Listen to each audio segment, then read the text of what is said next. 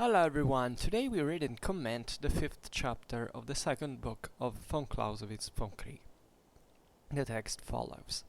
When Bonaparte marched to Moscow in 1812, all depended upon whether the taking of the capital and the events which preceded the capture would force the Emperor Alexander to make peace, as he had been compelled to do after the Battle of Friedland in 1807, and the Emperor Francis in 1805 and 1809, after Austerlitz and Wagram. For if Bonaparte did not obtain a peace at Moscow, there was no alternative but to return, that is to say, there was nothing for him but a strategic defeat. We shall leave out of the question what he did to get to Moscow, and whether in his advance he did not miss many opportunities of bringing the Emperor Alexander to peace. We shall also exclude all consideration of the disastrous circumstances which attended his retreat, and which perhaps had their origin in the general conduct of the campaign. Still the question remains the same, for however much more brilliant the course of the campaign up to Moscow might have been, still there was always an uncertainty whether the Emperor Alexander would be intimidated into making peace. And then, even if a retreat did not contain in itself the seeds of such disasters as did in fact occur, still it could never be anything else than a great strategic defeat. If the Emperor Alexander agreed to a peace which was disadvantageous to him, the campaign of 1812 would have ranked with those of Austerlitz, Friedland, and Wagram. But these campaigns also, if they had not led to peace, would in all probability have ended in similar catastrophes. Whatever therefore of genius, skill, and energy the conqueror of the world applied to the task, this last question addressed to fate remained always the same. Shall we then discard the campaigns of 1805, 1807, 1809, and say on account of the campaign of 1812 that they were acts of imprudence, that the results were against the nature of things, and that in 1812 strategic justice at last found bent for itself in opposition to blind chance? That would be an unwarrantable conclusion, a most arbitrary judgment, a case only half proved, because no human eye can trace the thread of the necessary connections of events up to the determination of the conquered princes. Still less we can say of the campaign of 1812 merited the same success as the others, and that the reason why it turned out otherwise lies in something unnatural, for we cannot regard the firmness of Alexander as something unpredictable.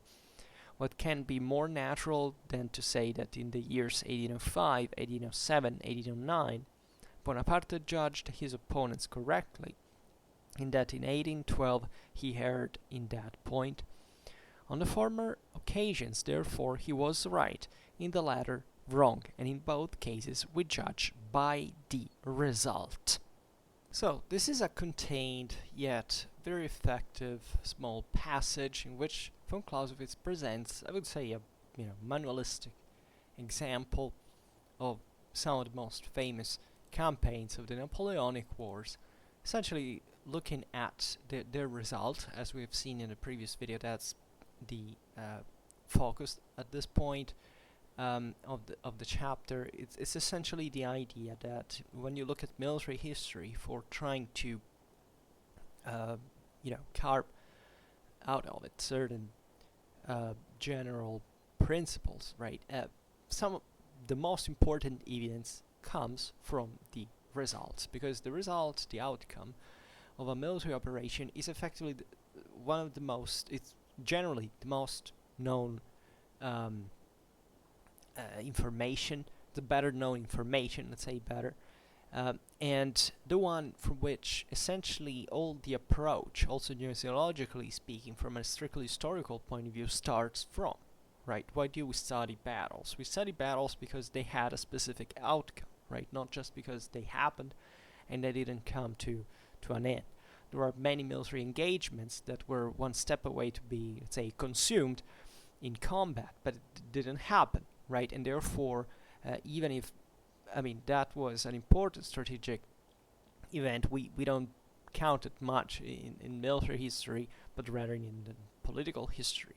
And even at that point, not even with that great echo, right, and importance, whereas while we study a great battle, usually it's because it had specific consequences, right, that derive directly from the outcome, right, from the tactical encounter to the strategic consequences and to the political and social consequences of them all. Even though the latter two fundamentally elude the strictly military historical analysis in terms of theory of the art of war. So von Clausewitz says quite simply, the Russian campaign of 1812, right? Napoleon gets basically defeated. He manages to make it back, but he loses almost all its army. It's a massive disaster. Will lead to the next year the rise of Central Europe. And to the end in 1814 of his reign, then with the parenthesis of 1815 and Waterloo, etc. But one of the most criticized and important events in the Napoleonic Wars. That for this very reason, you notice even in here, we're talking about consequences, right, of a campaign, specifically speaking, as not even from the campaign from a strictly military point of view.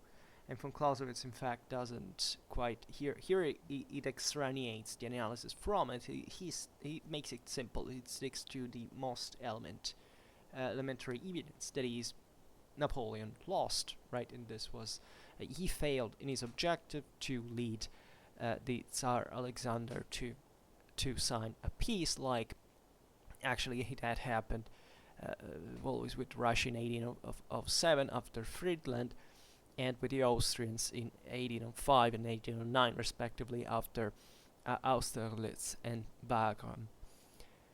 So the question that is posing here is, we are judging these campaigns now at the broadest strategical level from their outcomes, right? And we consider the defeat of Prussia and Russia in 1807 and Austria in 1805 and 1809. Of course, these were all wars of coalitions, but these were the main strategic consequences. As great successes, the campaign of 1805 is considered the greatest masterpiece of Napoleon, right? And it's objectively true if you study it strategically and tactically. That was really amazing. Yet it wasn't effectively or necessarily the one with the greatest outcome, but we can, in terms of sheer quantitative consequences, like that's in fact what also a qualitative judgment is to be considered in here, right? To realize that even a masterpiece of an operation may have more or less limited consequences, simply because war is just a political act, and everything is connected to lots of other things that here we don't analyze because we think you're excluding culture from this. No, you're not excluding that, because you're studying the strictly military side of the story. So you're not forced to write a treaty of anthropology for every single military operation that you study, right? It wouldn't make sense. We assume that those who study those things know that, and that you also have the sufficient preparation in this field in this regard. Otherwise, what should we do? Study literally everything? That's also what it doesn't make sense for the same Clausewitzian method, right? It has to be concise, simple, and effective for the practical use, which is not a way of downsizing the factors that stand behind these things. And the funny thing is that those who criticize von Clausewitz in this regard, culturalists, take Keegans, etc., do not render justice to the fact that chiefly von Clausewitz lived in this world. He was acquainted pretty well. He was not an extraneous, an alien rational machine trying to make sense of something he had heard just from a political and military point of view. He lived within Europe. He had his country devastated during this war, so it's obvious that he takes things like culture in consideration. Also during the Vom Kriege there is enough of this, so let's stop with culturalist criticism because it's just stupid, plain stupid. I mean, let's be fair about this. Keegan has not even read the Vom Kriege, living aside understanding it. But a lot of people just think since because, he had success, it's an authority to follow. That's the normal way, zero critical skill, but just, hey, that guy looks big, let's follow him, right?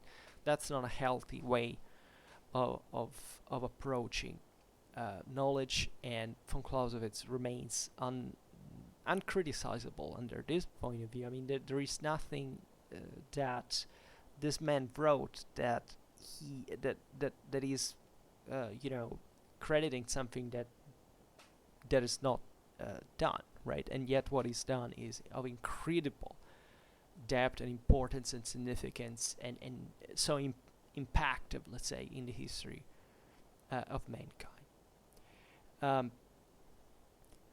So, and what von Clausewitz is saying here is essentially these campaigns were fundamentally similar, right? The ultimate goal was to bring all these enemy emperors to sign a peace treaty.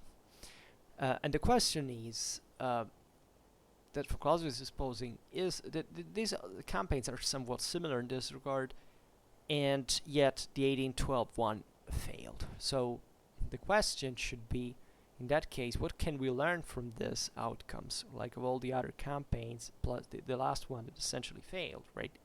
Should we dismiss all the strategical line because essentially the last one failed, or is there something else we can learn, right? And it sounds relatively banal, but it's actually not, because here it's brought really to the simplest form to make us understand what is that we should focus on when we're making a critical analysis. And here von Clausewitz does the exact opposite.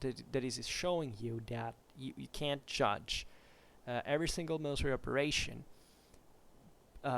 like part of a standard set of options that you have. You should always consider the contingencies of it, but yet that the result is still somewhat the most important datum in the end, right? So even here, statistically speaking, so many campaigns had gone pretty damn well, the last one failed. So this has nothing to do with invalidating a direction per se, but rather the context that that so the choice being having a consequence being enacted. So von Clausewitz writes, when Bonaparte marched to Moscow in 1812, all depended upon whether the taking of the capital and the events which preceded the capture would force the Emperor Alexander to make peace, as he had been compelled to do after the Battle of Friedland in 1807 and the Emperor Francis in 1805 and 1809 after Austerlitz and Wagram. Right, so very simple. For if Bonaparte did not obtain a peace at Moscow, there was no alternative but to return. That is, there was nothing for him but a strategic defeat. Right. This is important because it already introduces you to this theater, in the sense that Napoleon had identified in the capture of Moscow the ultimate, objective. In the capitulation of Moscow, this ultimate objective, according to him, as the Russians would have surrendered, in his view, and therefore achieved the goal of the campaign. You know that Russia was essentially forcing the continental bloc. There was already, one day we'll have to talk about the continental bloc, because sometimes the same French basically broke it in order to trade, even with Britain.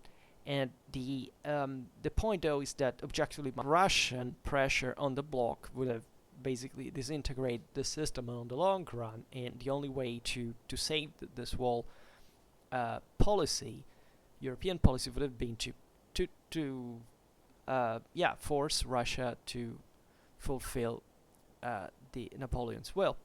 So here von Clausewitz says, in fact, after, we shall leave out of the question what he did to get to Moscow, and whether in his advance he did not miss many opportunities of bringing the Emperor Alexander to peace. We shall also exclude all consideration of disastrous circumstances which attended his retreat, and which perhaps had their origin in the general conduct of the campaign. Right? That is to say, there would be an enormous amount of stuff to talk about here, but for the sake of example, now we stick it to the simple version. And the point being, if we don't force Russia to surrender, everything will crumble, right? Also, this in historical perspective is actually the valid motivation for which the French invaded Russia. Many people said, "Oh no, it was just a lunatic," or whatever. No, if you analyze it from a political and military point of view, it was objectively the only thing to do. Like, it was not even sensible per se. It was just either you did that or you would have lost everything anyway. So it was a gamble, like all wars are, right? This is not a matter of Napoleon being kind of a egomaniacal or it has to do with a concrete reality, and never think that in the sense you are more intelligent than Napoleon, right? When you criticize military history, you don't have to ask yourself if you are more capable than those who were there, because most of the times not only you are not, but you don't even get the point why you are not.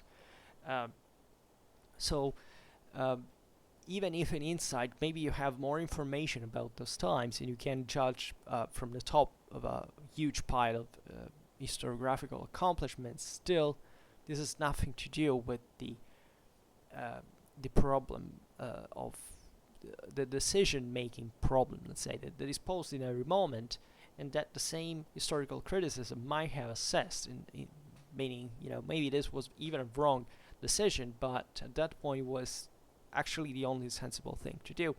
And here von Clausewitz simply says, this thing could have still gone maybe well had the campaign been led in a certain way, in a different one, and lots of other, questions that now we can't address. So once again, von Clausewitz is, if you stumbled by chance at this video for the first time, here we're not talking at all about the actual historical issue. We are talking about the method that we should employ in order to criticize it, right? So we don't care here about even Napoleon or the Russian campaign itself. This is just an example. And von Clausewitz then writes, still the question remains the same. For however much more brilliant the course of the campaign up to Moscow might have been, still there was always an uncertainty whether the Emperor Alexander would be intimidated into making peace. Right, this is exactly what we were talking about now. That is, was it a reckless decision? Well, it was a definitely great gamble, but what other options were there? And even if, this is what von Clausewitz is saying, had the campaign been waged better and, let's say, had accomplished more, in ways that now we don't see, that always remember this was chiefly a political thing, because peace comes not by annihilation of the entire enemy forces, but only when you force the enemy to fulfill your will, right? This is by definition the ABC of the Clausewitzian theory, and if you don't start from that, there is nothing you basically can do with this book. But the point remains the same. Essentially speaking, the broader decision of invading an enemy country and forcing it to peace, right? This is a choice in itself, right? When it's how it's declined and what means you use, militarily speaking, it's another matter, right? But conceptually speaking, this is the same thing of 1807, and 1805, and 1809, and therefore, even if it had been waged in a different way, This campaign posed always the same problems, like the uncertainty of the Tsar Alexander to be intimidated in order to make peace, and also von Clausewitz says, and then even if a retreat did not contain in itself the seeds of such disasters as did in fact occur, still it could never be anything else than a great strategic defeat. Right? So, simply, hadn't Russia surrendered, it would have always been a defeat. Right? Doesn't matter how well this thing could be done, how better. This could be extended as like even the Eastern Front during World War II.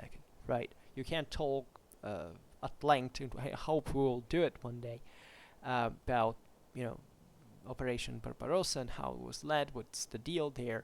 If there was any chance whatsoever for the Nazis to make it against the Soviets, but the result, had it happened in a way or another, was always conceptually either you brought them to surrender or not, right? And the risk can vary in measure. That's how you also have to employ your armed forces.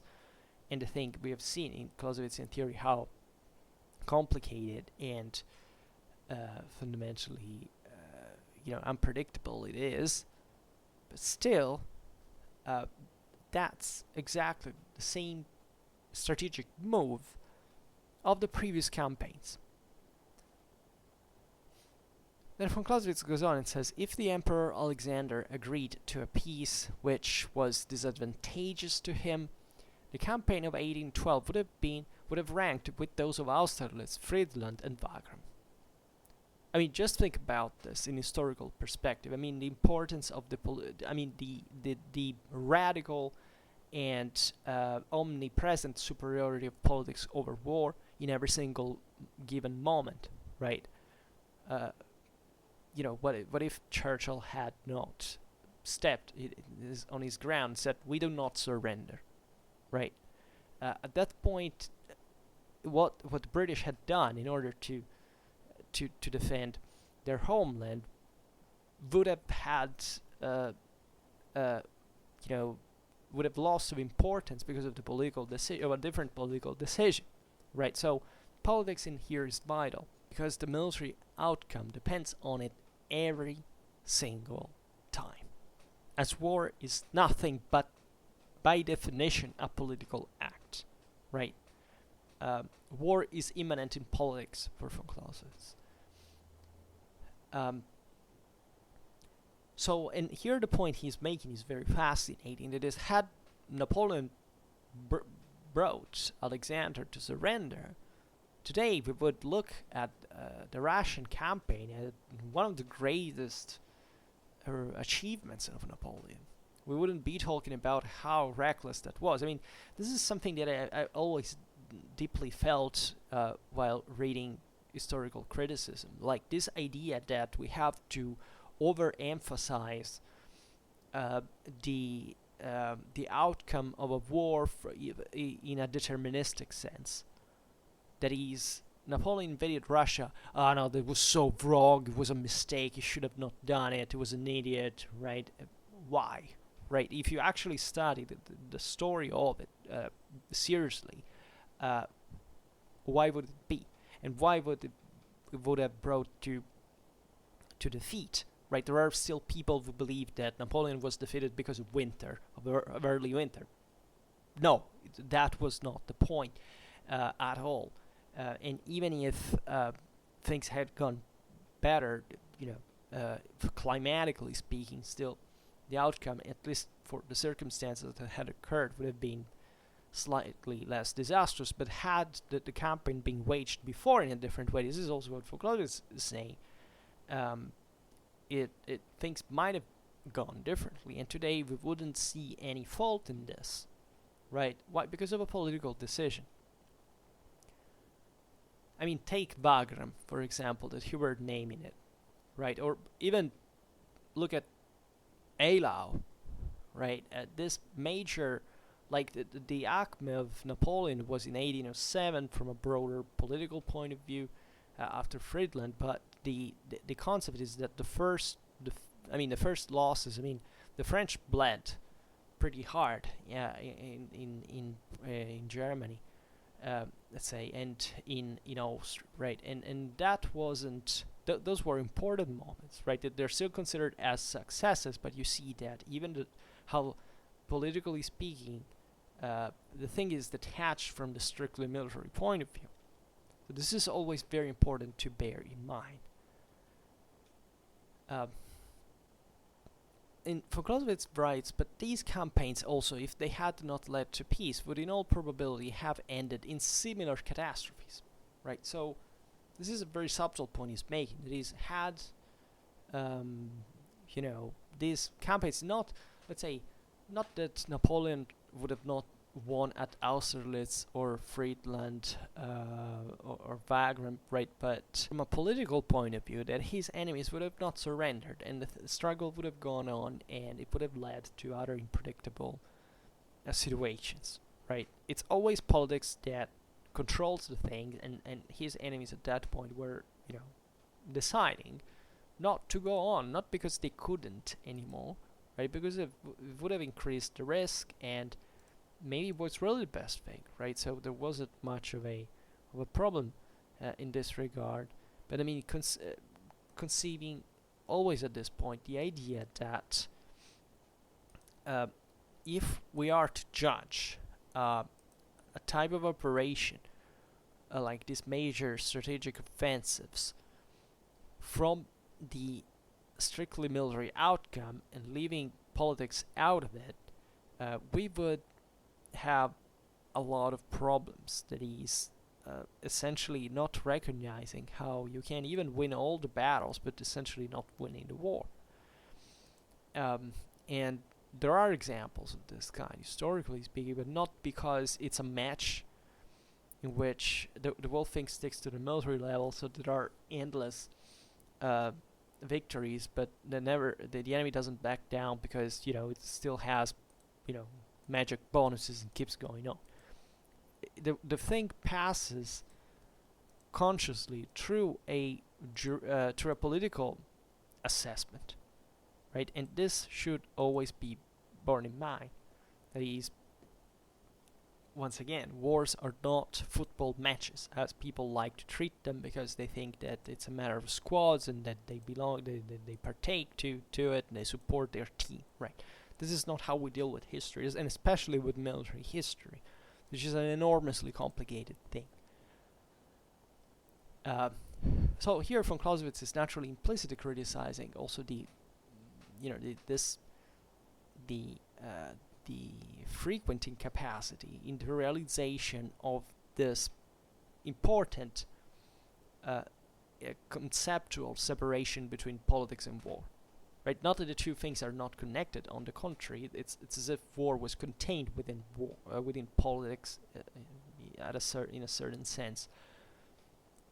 But at a certain time, they have two different environments, always conceptually, right? This is very important because much, I presume, of the difficulties in understanding Clausewitzian theory pass from this. From the misunderstanding that von Clausewitz is kind of detaching this whole analysis from the world of reality, while this is constantly grounded exclusively on reality. And these passages on the consideration of the outcome, right, are quite crucial in here, because the connection between politics and war is being re-emphasized in order to get a proper military criticism and making treasure of such notions, such conclusions, for the sake of creating a theory of the art of war and a doctrine that is something that you will have eventually to employ when you're fighting the war itself. So von Clausewitz goes on and says, whatever therefore of genius, skill, and energy the conqueror of the world applied to the task, this last question addressed to fate remained always the same. Right? So here, it doesn't matter if it was Napoleon doing this. It was literally anyone. And if you're judging just the strategical move as such, you are not rendering justice to the complexity of it, case by case. And it's very fascinating here. Von Clausewitz says, question addressed to fate, which is in German here is Frage an der Schicksal, which familiar quotation from Schiller. It's very interesting. And so, once again, there is the realization that different military decisions have not by themselves to do in their entirety to the outcome itself. And in fact, von Clausewitz writes, shall we then discard the campaigns of 1805, 1807, 1809, and say on account of the campaign of 1812 that they were acts of imprudence, right, that the results were against the nature of things, and that in 1812 strategic justice at last found vent for itself in opposition to blind chance? This is a very important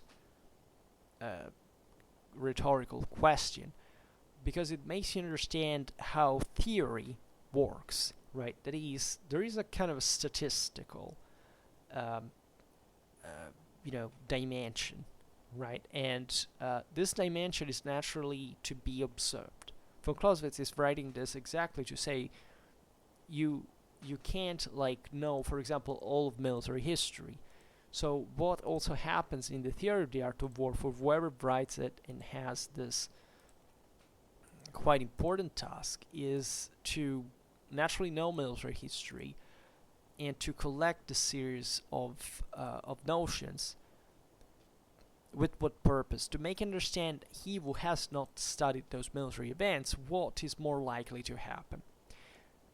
That is not to say that he will understand them properly, because until you don't study those military operations, you can't understand why that is the case, and you can't distinguish differently from a kind of a statistical fashion why things got different. And now that I think about it, I think this explains a lot about a certain specific literature that is coming out in certain contexts. Let's not make them more precise, because otherwise you take it as a criticism to certain, either countries and their military. That this is not really the point, right? But there is this general lack in the military education without an historical one, which is unfortunately the case most of the time. That is, let's take the fact, in this sense, in a mechanicistic way, not even a functionalistic one, but it is to say, there is this problem, you should do this. And these people who, who come back from war and start, giving advice on how to manage business, right? And getting the question to, 5 important fundamental points, and those, if you do those, you're always gonna win. It doesn't work like that. It doesn't work like that in war. It doesn't work like that in business, right? What you can say is, generally speaking, there are some good advices that you should take as wisdom that can be legitimately based on a direct experience, but that by themselves they don't really teach you practically what you have to do in every single situation. This is the problem of mankind in its learning. I mean, it's always the same thing. Why do we school the youth, right? And we say them, we teach them certain things, but we rightfully tell them that until you don't meet with the problem in real life, you're not going to fully understand what that is about. And von Clausewitz here is naturally, as always, complementing quite powerfully military history as such, the military historical study, right? Because if culturalists pretend he was just a military man of career that looked at war from a self-referential way, this work would have been simply about his own experience in the army and what happened to him and his limited experience. Von Clausewitz not only was a veteran, but he was a hell of a military historian. And he knew a freaking lot of things. For his times, he had studied an astonishing amount of campaigns that would take years to a common person. He had, we know this, he had an incredible military solving problem capacity in that regard. Consider that, I don't know, if you took a Prussian cadet of the 1870s and you gave him a certain tactical, an average tactical problem from his textbook, he would have solved it in 15 minutes. If you give it to an average person today, well, they will never, maybe even never solve it, because they don't even understand what's the point in there. And I've tried this, and believe me, it is difficult. And what you have to understand when you study these this text in here, that you can't look at it in a kind of a cold, detached way. You're not better than a person born in 1780, like von Clausewitz. You're not. You have not been through those things. You don't understand what it means at that time to be in war and to study war. Of course, with those particular cultural fervents, the German idealism, lots of things that people used to say as an alibi, to say, this was a subjective perspective that you read in Vom Kriege. It's actually not. I mean, if you read the study of Vom Kriege and you realize how it's built exactly to be exclusively objective, that is, to take away every kind of subjective consideration. Right? The only subjective consideration that we've found so far in here is von Clausewitz saying nobody who have been in a war actually understands how the degree of sufferance and pain and disruption that it can really make you feel. That's the only subject, and that you should really think about it twice before getting into one. But aside from this, this very text emerges not from an idealistic abstraction. It emerges from years of radical, massive, and non-stop military experience at every intellectual and emotional level of this human being, right? And if you take those factors out of the equation, you can't have this work. And that's why this is so, it's so difficult to understand for our mindset, because our mindset has enormous preconceptions towards not only has difficulties to realize what this thing came from, but also has disgusting culturalist prejudices, like the ones of Keegan and other thinkers that have not understood the Vom Kriege. They've not even read it, because if they had read it, they wouldn't make such ridiculous mistakes from the very beginning of their work. This stupid sense of superiority that we have for people that preceded us is probably our greatest weakness as a civilization. I can't find that this idea of feeling superior, that because you're spoiled, right? Because you think that you've come here, you're a better person ever, you're pure and great. Study history and realize you're not, right? And history is the history of everything, even in your times. And think about it twice before you come up with these ideas. I forgot the point that I was trying to make, but the concept is most obviously that here from Clausewitz, this is the point I actually was making. If you read this passage, you would think, but this guy is simply listing 4 campaigns and saying, say 4 similar campaigns and saying that, one went wrong and the other 3 went right. So by result, statistically speaking, we shouldn't think that for the last, for the 4th result, let's say the other 3 were bad options. It was just a matter of fate, of blind chances. It's written here. This is not the point. The point is exactly the one you're trying to make. That is, the result is the most important thing. It's the most it's the quickest one, it's the one you can use more profitably for teaching someone what this thing is about.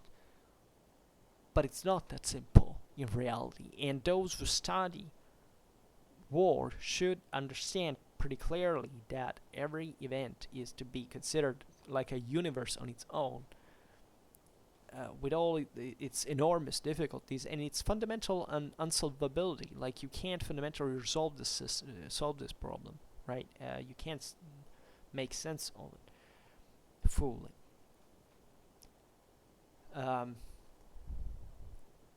And this is also a criticism towards the principle of internal lines and kind of the geometric or mathematical approach to these things, because the concept is the single strategic decision is naturally will naturally have as an outcome something that is radically more, I mean, depending on the circumstances than the strategic choice in itself, right?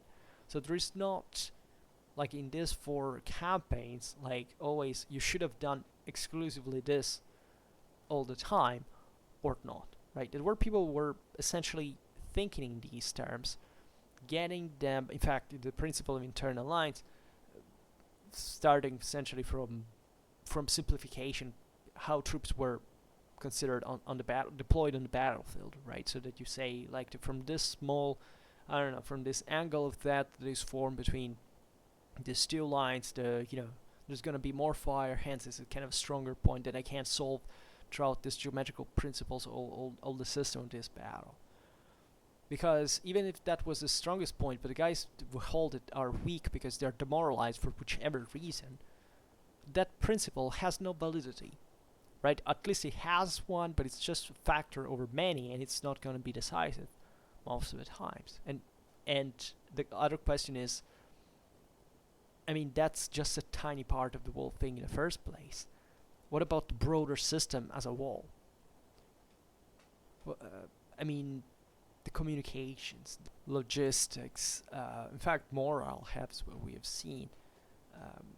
Lots of things that invalidate that notion, because sometimes you have to arrange things in a completely different manner, and the more you try to get more precise, the more you descend into lots of things that are less important by themselves, and that kind of that basically make your mind surrender to its kind of natural ability to actually be a pretty effective synthesis, to make a pretty effective synthesis on its own, and to descend in things that have increasingly less sense, right? The more you try to make sense of them. So that's the same point here, right? Von Clausewitz says, should we dismiss the Napoleon's strategic decision of 1812 in general, just because it was that strategic decision that is literally to invade Russia, seizing Moscow and hoping that that would make the Tsar surrender. Right? Von Clausewitz answers, that would be an unwarrantable conclusion, a most arbitrary judgment, a case only half proved, because no human eye can trace the thread of the necessity connection of events up to the determination of the conquered princes. Right? You can't know. Even a single leader can change the whole thing, right? Depending on his decision. And then von Clausewitz writes, still less can we say the campaign of 1812 merited the same success as the others, and that the reason why it turned out otherwise lies in something unnatural, for we cannot regard the firmness of Alexander as something unpredictable. So it's also the other way around, right? That is, should we take the strategic decision as good, but, you know, in absolute terms, but you know, something unnatural happened, and what's unnatural anyway, when, you know, a Tsar can defend his land by saying, we don't surrender, we abandon Moscow to the French, but we keep on fighting all around. I mean, that's a meaningful thing. I mean, what von Clausewitz is really stressing here is that generalizing is never a good idea, unless you don't have some specific reasons why you have to save time and saying more or less what war is. I mean, if you were to consider the Vom Kriege, that's essentially it. I mean, there are certain axioms. Von Clausewitz fundamentally reasons asymptotically in all the work. He is basically showing you that there are certain extremes within which reality swings, and you have to be aware of what these asymptotes are, but that is gonna help. Yet, how you're going to solve all the curves that are within them, between them, it's your problem. Like, it is based actually on either direct military experience or military history, right? In the sense, with an enormous, more beneficial result from direct military experience, but also a complementary one from history, from military history. So von Clausewitz says, what can be more natural than to say that in the years 1805, 1807, 1809, Bonaparte judged his opponents correctly, and that in 1812 he erred in that point. On the former occasions, therefore, he was right, in the latter wrong, and in both cases we judge by the result. Right, so once again, that's the correction, right? The word different, misassessments, in all times actually. In 1812 things got much worse than they were expected to go, and the only this is the thing that blows your mind, that the only mean we have anyhow to assess that, I mean, as spectators, right? Because we're not Napoleon. And even Napoleon evidently studied and thought and back at these things at some point. Tomorrow it's even, or what day is it today? No, it's today. Today is Napoleon's death, certainly enough. But we study and judge historically, critically, these events because they had an outcome. I mean, how could you know in 1812, honestly, that the thing would have gone wrong? I mean, how do you picture it? That Napoleon was doing his thing and the Russians were saying, haha, you will never make it. The Russians were freaking out. And it's not normal to see your capital seized, right? And even, by the way, burning it yourself, because that's what the Russians even also did with some agents when the French were inside it. But the concept in there is most striking, the determination of the Russians in that regard. I mean, and that's also very important. How do you assess that? I mean, how can you test what will happen, morally speaking, to a people when it's thrown in such a situation, right? It's not to be predicted. That's why we have to judge by the results, right? So, because that's what we have, like the most firm point we can start from, which has nothing to do with the connection, like result equates to what should have been done at a certain level of decision or another, right? I mean, it has to, if you considered everything that can't be done and that is often not known, right? If not in general lines after someone has studied this, but rather acknowledging that if you lack any other mean of inquiry, well, the result at least is the soundest thing you have. And you cannot exclude it either, right? You can't say that it happened to me with certain military comparisons, trying to understand, for example, which military system in certain cases was superior or inferior to another. Even in here, we don't have to be always so deterministic. We have actually to be honest all times. But when you see a major defeat, well, usually there is some. I mean, it's rarely just a matter of chance, right? It's rarely just, this thing went wrong because simply they got unlucky, right? It can happen, right? But not all along the line, right?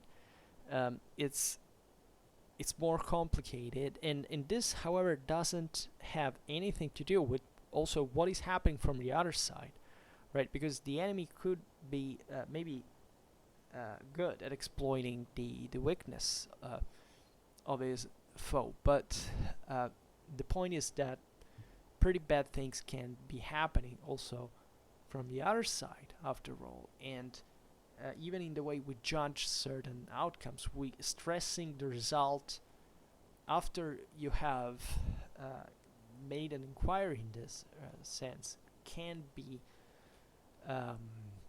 not very useful.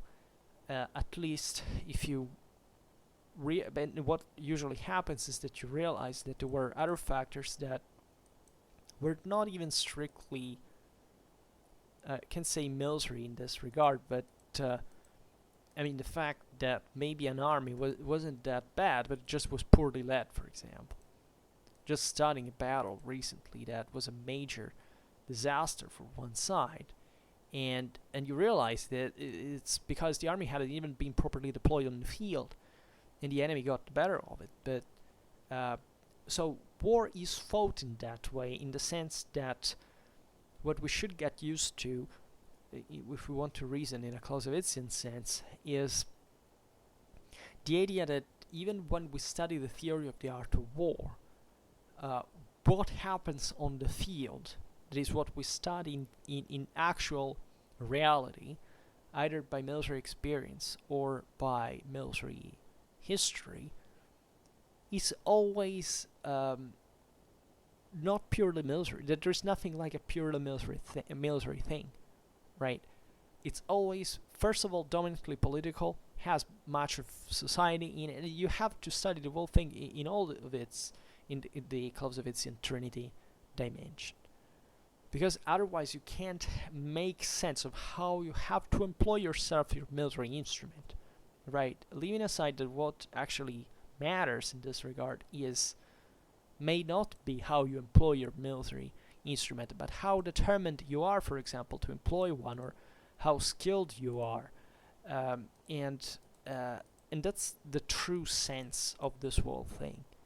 So the Vom Kriege is an eternal exercise of this kind of criticism that makes you fully understand how not only deeply politics, war, and society are constantly intertwined, but also how the military environment, as much as the political and social one, has its own logics, right? That, albeit modified by the interaction with these other factors, must be considered by themselves, right? Because it's it can be useful, right? Just make a silly example. If you had to drive a car up to a point, right? There is the skill that you have in driving that car. That is a factor. But there is the motivation you have to get there. There is what you will have to do with the car next, or how much fuel you have in your tank, right? This is literally the point, right? And driving a car is like using your military. That's the same thing. And it makes you understand how eventually how you drive the car is going to be important, because if you want to get to that place, you don't have to go crash somewhere. But the deal is something else. You're using the car as an instrument, and you have to understand the better way you can use it. This is very important. I mean, if you get this, basically you get the Vom Kriege. And that naturally expands also in other fields and shows you how these things intercur. The Vom Kriege is not a work to be used to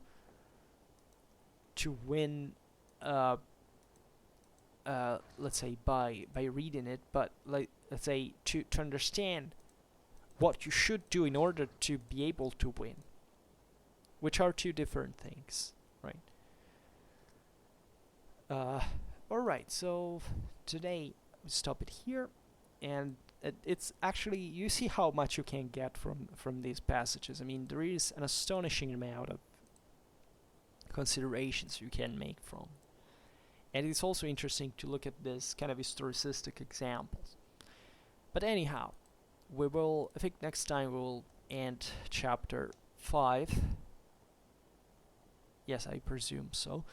And however, for this time, I hope that you enjoyed this video. If you did, please share it. Otherwise, leave a like or subscribe to my channel if you're interested in my upcoming contents. And for now, I thank you heartily for listening to me. I wish you a nice time and see you next time. Bye.